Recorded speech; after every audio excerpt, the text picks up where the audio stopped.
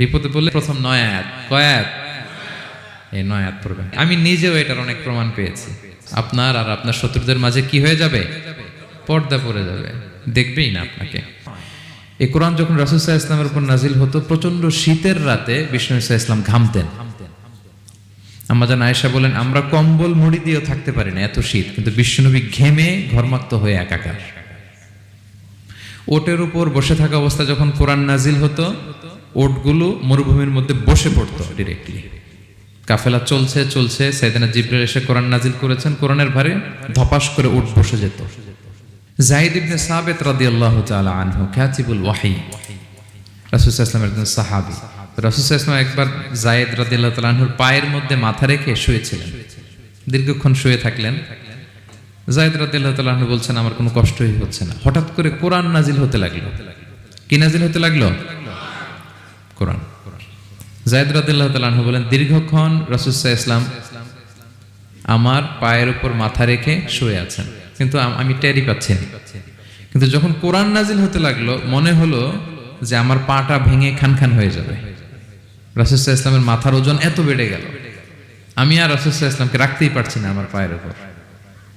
ইন্না সানুলকি আলাইকা কাওলান সাকিলা, নবী হে, আমি অনেক ভারী, হেভি ওয়েট ওয়ার্ডের কোরআন আপনার কাছে নাজিল করব। সো কোরআনটা এটা অনেক সম্মানিত একটা বাণী, আল্লাহ তাআলার বাণী, অনেক ভারী একটা বাণী। এটা পাহাড় সইতে পারে না, পাহাড় ভেঙে চূর্ণ বিচূর্ণ হয়ে যেত, সে কোরআনকে আল্লাহ তাআলা আমাদের উপর নাজিল করেছেন।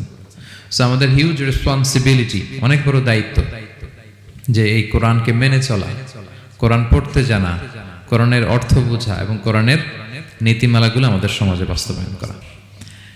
তো আল্লাহ তাআলা চ্যালেঞ্জ দিয়ে বলেছেন, শুধু তোমরা না, পারলে জিনদের সাথে একটা কনফারেন্স করো। কুল লা ইন ইজতামাআতিল ইনসু ওয়াল জিন্নু আলা আইয়াতু বিমিসলি হাযাল কুরআন লা ইয়াতুনা বিমিসলিহি ওয়ালাউ কানা বা'দুকুম লিবা'দিন যাহিরা।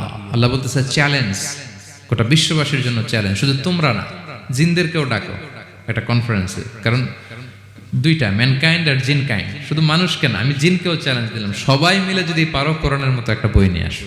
পারবে? পারবে না। গোটা বিশ্ববাসী এই চ্যালেঞ্জের কাছে হার মেনেছে। এবং আল্লাহ বলেছেন, এটা আমি নাজিল করেছি, এটা হেফাজতের দায়িত্ব আমি নিয়েছি। ইন্না নাহনু নাযালনা যিকরা ওয়া ইন্না লাহু লাহাফিযুন। এই কোরআনকে নাজিল করেছে কে? আবার এটা হেফাজতের দায়িত্ব নিয়েছে কে? আল্লাহ তাআলা নিয়েছে। কোরআনের সবগুলো প্রিন্টেড কপি যদি আমরা আগুন দিয়ে জ্বালায় দেই, তাহলে তো আর কোরআন থাকবে না পৃথিবীতে, না? হ্যাঁ, আমরা আমাদের তাকরিম, সলে আহমদ তাকরিমের মতো 10 জন ওয়ার্ল্ড ক্লাসের হাফেজদের বসাইলেই উইদিন 3 days আমি আরেকটা কপি বানাই ফেলতে পারবো। কি বলেন, পারা যাবে না? গোটা বিশ্বে আমাদের যে হুফাজ, এদের মধ্যে ওয়ার্ল্ড ক্লাস যে হাফেজ, এরকম 10 জন লাগবে শুধু আমার। গিভ মি জাস্ট 3 days, আমরা আরেকটা কোরআন বের করে ফেলতে পারবো। কারণ আমরা শুধু কোরআন লিখে রাখি না, এই সিনার ভিতরে খোদাই করে রাখি, ঠিক কি না?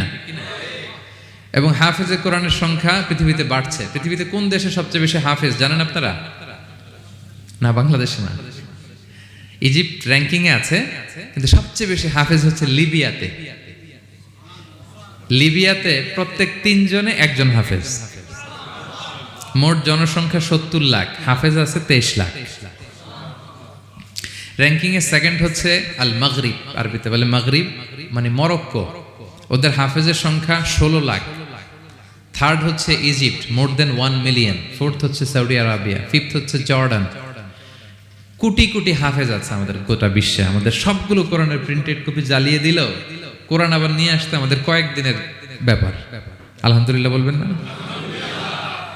এই কোরআনের ভেতরে আল্লাহ তাআলা শিফা রেখেছেন রহমত। আল্লাহ বলেন, অনুনাজ্জিলু মিনাল কুরআনি মা হুয়া শিফাউন ওয়া রাহমাতুল লিল মুমিনিন ওয়া লা ইয়াজিদুয যালিমিনা ইল্লা খাসারা। আমি এই কোরআনের ভিতরে শিফা রেখে দিয়েছি, রহমত রেখে দিয়েছি। সূরাতুল ফাতিহাকে বলা হয় সূরাতুশ শিফা। অসুস্থ ব্যক্তির গায়ে আপনি ফু দিতে দেরি, সুস্থ হতে দেরি হয় না।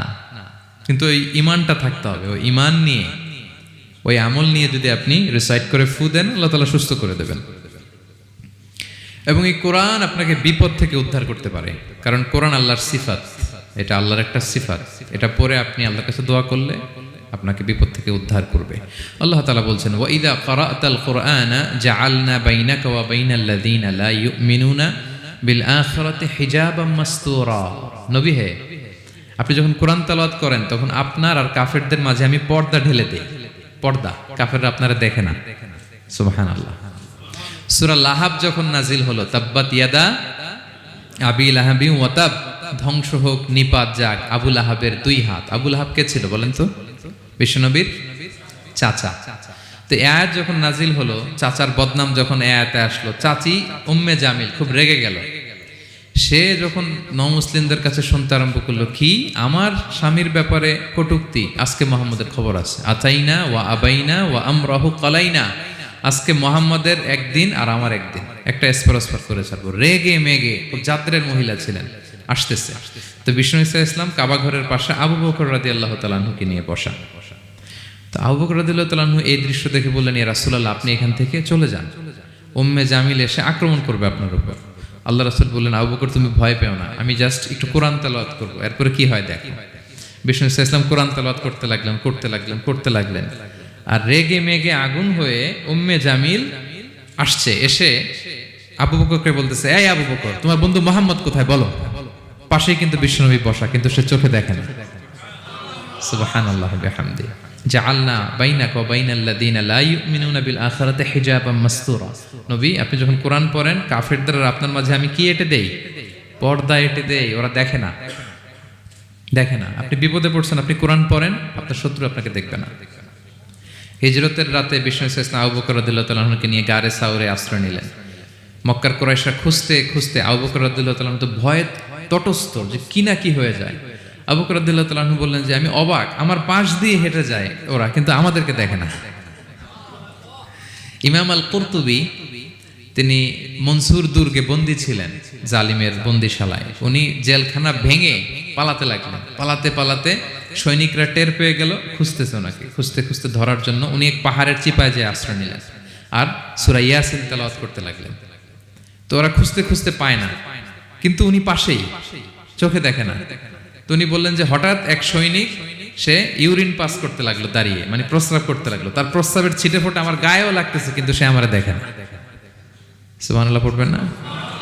জাআলনা বাইনাকা ওয়া বাইনাল্লাযিনা লা ইউমিনুনা বিল আখিরাতি হিজাবাম মাসতুরা। নবী হে, যখন কোরআন পড়বেন, আপনার আর কাফেরের মাঝে আমি কি এঁটে দেই? পর্দা এঁটে দেই। আমি নিজেও এটার অনেক প্রমাণ পেয়েছি। আমি বাংলাদেশের একটা জেলা, চাঁদপুরের এদিকে একটা এলাকায় আমার একটা তাফসীর প্রোগ্রাম ছিল। তো একটা সময় আমি খুব প্রত্যন্ত অঞ্চলে যেতাম, রিমোট এরিয়ায়, বিল একটা গ্রাম দাওয়াত করছে, তো আমি চলে যেতাম। কোরআনের কথা আমার পৌঁছাইতে হবে সব জায়গায়। তো মাহফিল শেষে রাত 2টার দিকে আমরা ফিরতেছি, বিল কিছু গুচ্ছ গ্রাম। হঠাৎ একটা মোড়, ওই মোড়ের ওইখানে দেখি একটা গাছ ফালানো। এটার মানে হচ্ছে আশেপাশে ডাকাত আছে, ওখানে ডাকাতি এরকম হয় আর কি, বিল এরিয়াতে গাছ ফেলে রাখে। তো গাছ থাকলে তো আর কোনো সিএনজি, প্রাইভেট কার কিছুই যাবে না। তাই আমি বুঝতে পারলাম যে এটা তো ডাকাতের কাজ।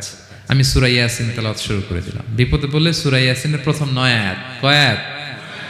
এই 9 আয়াত পড়তে আরম্ভ করলাম। ড্রাইভারকে বললাম একটু করে পেছাও। তো টর্চ মারতেছে বিল থেকে, মানে ওরা তো ওখানে উৎপেতে আছে। আমি পড়তেছি, কিছুক্ষণ পরে ডাকাত নিজে এসে গাছ সরাই দিয়ে বলতেছে যান। মানে ও কি করবে ও নিজেও বুঝতেছে না, ও যে কি করবে, ও কি করতে হবে ওটা মানে বুদ্ধি জ্ঞান সে হারাই ফেলেছে। সে শুধু গাছটা সরালো, বলতেছে যান। এই চলে গেলাম আমি। এটা আমার নিজের প্রমাণ, হয়তো কোথাও বলি নাই, আজকে প্রসঙ্গক্রমে বলা হয়ে গেল। তো এরকম বিপদে পড়লে সূরা ইয়াসিনের প্রথম কয় আয়াত পড়বেন আপনারা। জাআলনা বাইনাকা ওয়া বাইনাল্লাযিনা লা ইউমিনুনা বিল আখিরাতি হিজাবাম মাসতুরা। আপনার আর আপনার শত্রুদের মাঝে কি হয়ে যাবে? পর্দা পড়ে যাবে, দেখবেই না আপনাকে।